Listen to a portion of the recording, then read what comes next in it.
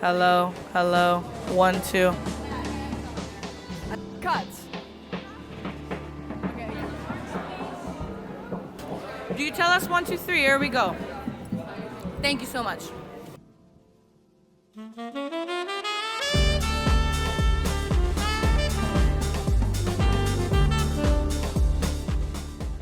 Hi guys, welcome to this interview. Today we are here with the lovely Emily with her book called What We Reach For. Emily, what inspired you to make this book? A few months ago, I think I went to a grocery store and I was just like observing the people and what they put in their baskets, and I think it's very interesting to see and to think about what it says about a person, not in a bad way, but I think there's so much more in like the little things that we do and that make us us. And that just really sparked my attention, and I thought, okay, like I think there is a lot behind closed kitchen cupboards that you can find out about people by just having a look at it. So yeah, that's where I got my inspiration from. Oh, that's super nice. And like, what did you discover while searching through the apartment's cabinets? It was really interesting to get to know the people and like my friends, because I did it at my friends' places, to see how they could like how their cupboard reflects them as a person. So I think I got to know them even better, and some things just really made sense to me, and I really tried to like visualize that in my book, to visualize the atmosphere that I got there, and also to make it visible for other people what I was trying to transfer with it. Yeah, lots of tiny surprises, and but also things that I already knew. That's super nice. And what's something in your book that you want to like point out that people should pay extra attention to, or like that's something you really like? I like this. I think this makes it whole. Oh, that's a good question. I mean, there's lots of kitchen cupboards by my friends, which are all students, so we all have very limited space, and I think for people like us having a look into it, I think it's something you can like see yourself in, or like maybe you see a few things that you also have in your kitchen cupboard, but also from people that have already graduated, maybe to like emphasize and see, oh, I've been there as well.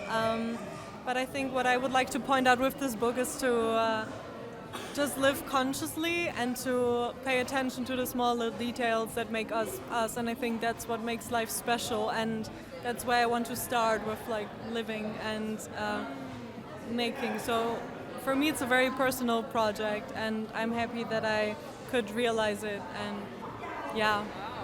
Really beautifully said. Yeah, really. It's really nice also because she has some pages printed on like kitchen paper, which I think is a really nice touch to it also. Okay, last but not least, what inspired your outfit today? How do you correlate those two from this book gala? I would say my outfit is very neutral and plain, like the outside of a kitchen cupboard. You don't really know what is behind, and then you open it up, and then there might be a few shoes, and then and you're like, look whoa, at the shoes. amazing shoes. So there is a little bit of a surprise, and there's so much more behind the plain-looking cupboards than you would think. Super nice. Ask first, open them then, and see what you can discover.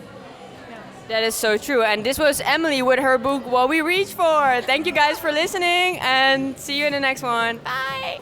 Hi, welcome to the Book Gala. What is your name? Aramaron. Glad to have you here. So, what is your book called? My book is called Objects We Feel. The Objects We Feel. Okay. So, my first question is, what do you love the most about your book? I think the contrast between the cover and the pages. Love that. Yeah. Nice answer. So, what is a design decision that you would not make again? I usually don't work so minimalistic, but I try my best. I don't think it's something I will repeat. Okay. You wanted to challenge yourself. I want to challenge myself, yeah. Love that. Thank you so much, and hope to see more of your work soon. Thank you. Okay. Hello. Hello. I'm very honored to be here with you today. What are you wearing? So today I'm wearing my own t-shirt for the magazine and a bunch of pink and black just to complement the vibe that I wanted to give up with my publication today. I love it. So I have some questions for you. Yeah. What did you enjoy most throughout the process of making a book? I think it was the part before the editing, so working with other people, like styling the outfits, deciding what the concept was going to look like, talking with the designers, sharing ideas. I think my favorite part was the part before the actual publication started. And yeah, I think that's the most part, like the best part that I remember also. And you came from illustration, right? So how do you feel like now that you're in graphic design, it's kind of affecting each other? Where's the illustration coming in? Are you happy that you switched? I'm really happy that I switched. Sometimes I still have a bit of trouble understanding if what I do is too much illustration or if it's not fitting enough with the major. But what I try to do is just do whatever I feel like doing and see if it fits or ask for feedback most of the time. And moving from illustration to graphic design, I think what I get more now is more structure in the way it's like built up and the way we develop a process, which I really like. And I really like this assignment because I think it was really nice to see also other people's book and get inspiration, but also kind of show what I wanted to say with my own publication. So it's really nice. I really enjoyed it. Because today also you get to see a lot of different ways of binding and all of this. Is there like anything that you see that you're like, oh, I would like to try this out? Or? Yes, I would like to try out with the glue binding. I would like to make a publication that it's a bit more professional in the way it looks, so maybe more experimenting on that. And I think that's it. Maybe the glue binding and also mixing more materials. Because with the magazine, I didn't really have the opportunity. I could, but I wanted to keep it more real as a magazine and not use too many different papers and materials. Glossy, shiny. Yeah. So glossy, shiny, simple binding. But next time I want to maybe experiment more with the mediums and just try out different things. And can people expect more from your fashion brand in the upcoming months? Yes. I'm gonna release the t-shirt soon and probably the magazine, and I'm gonna make more clothes in collabs with another person that I cannot say who he is. So. Okay, well, I'm looking forward to it. Nice to meet you. Thank you so much. Okay, today I'm interviewing. My name is Nan and I'm from Vietnam and I'm 23 years old. 22. Okay, my first question to you, what inspired your outfit today? I don't know if you guys know this, but there's like a K-pop artist whose name is like Jennie, and yeah, it's her album. Do you have any advice for young creators? I am also a young creator as well, but like, just create. It's never too late. Just create. Just put your thought into like creation and yeah. Thank you. Tell me more about your book. What is it about?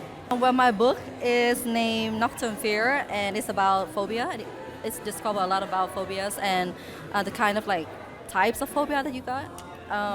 And I almost wanted to make it like a triggering book, like it almost like let people a little bit scared, like get triggered, looking at the image and reading the text. So that's basically it. My last question for you. What did you enjoy the most throughout the process of making your book? I think making the cover, because like I've never like printed on like a different type of material before, and it just like I just found I think my shit, like I just found my thing to be passionate about, like new passion, I guess. So making the cover is like the best part of this whole. Oh, thank you so much. Thank you so much. Thank you for interviewing me. Yeah, no problem. Welcome to the Book Gala today. It's so nice to have you today. I have a quick question for you and your book. Why did you choose this font? Like the font? Oh, okay.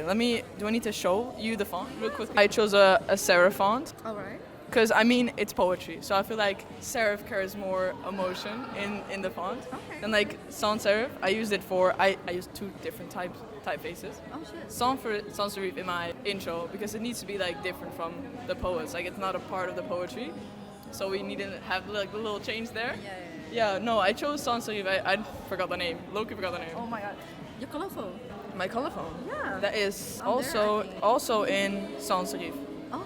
But I didn't put it in there because I felt like it wasn't the part, I just put author and like who made it. I feel like that was not it didn't fit in my book. That's a choice. That's nice. That's nice. I'm not judging. No, I'm judging. Okay, what's inspired you to make this book?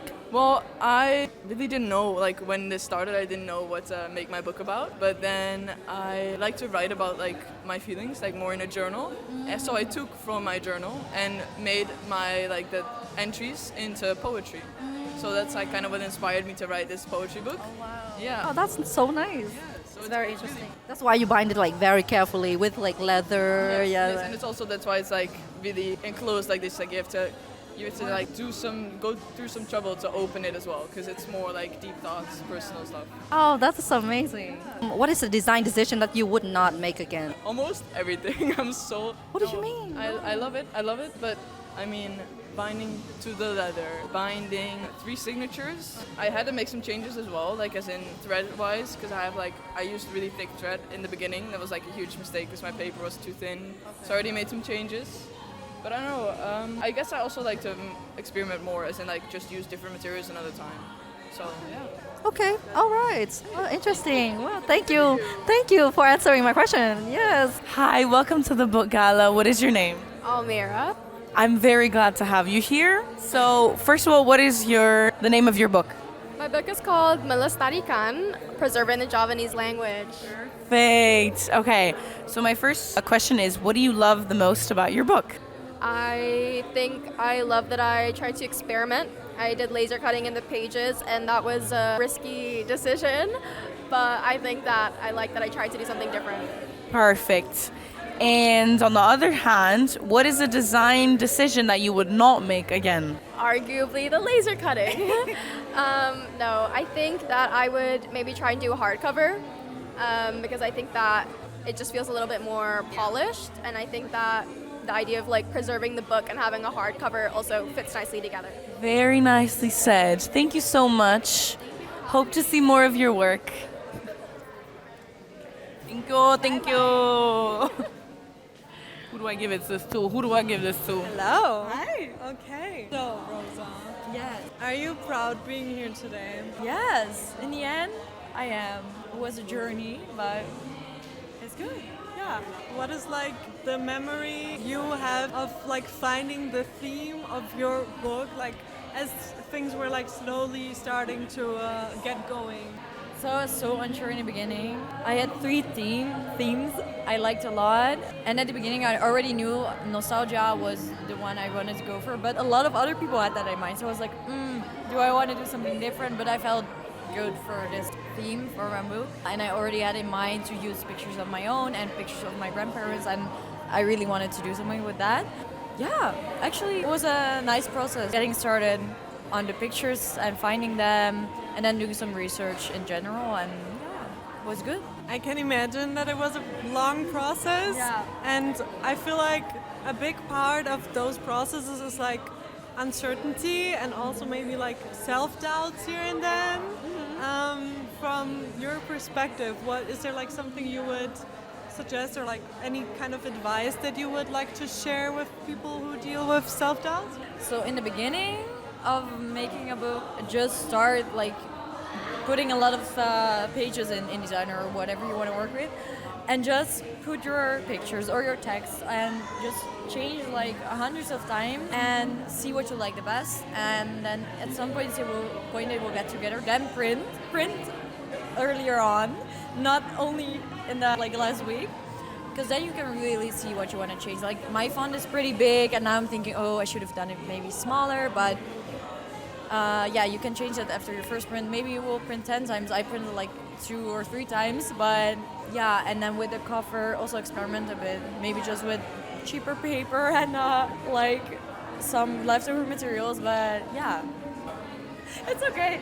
So experimenting, yeah, playing around, starting, printing is the most important things. I think for me as well. Yeah. Is there anything you would like to do different now, or are you happy with this? So there are a few little things that I'm like, oh no, and some misprinting things, but I'm like, I'm a believer. It's supposed to be like this, you know. So it's fine like this now. And I have 2 other versions. One I like even more, so it's fine. And I can always They're all great. Develop this product further if I want. For now, I'm done for a bit, but yeah. So yeah, I think that sounds pretty good. Okay, thank you so much. You're welcome. You should have a look into the book.